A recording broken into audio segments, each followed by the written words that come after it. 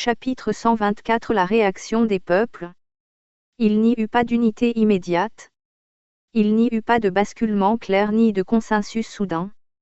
Il y eut d'abord le chaos du doute, une onde confuse qui traversa les esprits et les territoires. Dans certaines régions, on cria au mensonge, à la manipulation, à la fin des libertés.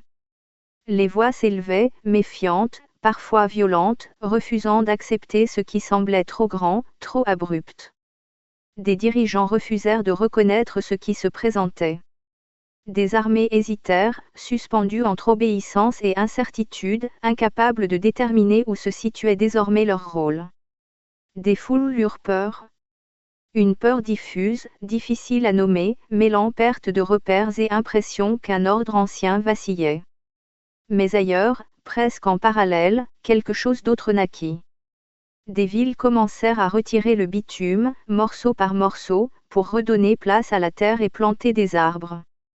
Le geste était simple, presque symbolique, mais il se répétait, s'étendait, comme une réponse instinctive. Des enfants demandèrent pourquoi leurs écoles n'enseignaient pas le texte, posant la question sans détour, avec cette logique brute qui ne tolère pas les incohérences. Des ingénieurs abandonnèrent des projets lucratifs, pourtant prometteurs, pour se consacrer à des solutions durables, moins visibles mais plus essentielles. Des anciens reconnurent, en silence, que ce qu'ils avaient toujours su, parfois sans pouvoir le formuler, revenait enfin au centre. Les religions ne disparurent pas. Elles se turent un moment, comme suspendues dans une forme d'écoute.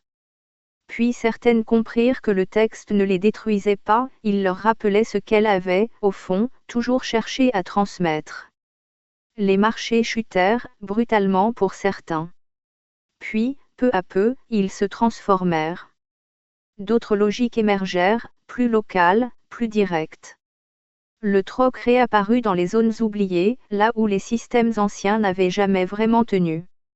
L'eau redevint sacrée, non pas par décret, mais par nécessité comprise. Planter un arbre devint un acte politique, un choix visible, assumé. Et lentement, très lentement, une idée nouvelle s'imposa. Elle ne s'imposa pas par la force, mais par accumulation, par évidence progressive, le futur n'était plus quelque chose à conquérir, mais quelque chose à protéger. L'athénium n'était pas sauvé. Rien n'était encore acquis, rien n'était stabilisé. Mais pour la première fois, elle regardait dans la même direction. Si chacun sachant ce qu'il peut, savait ce qu'il devait faire et le faisait.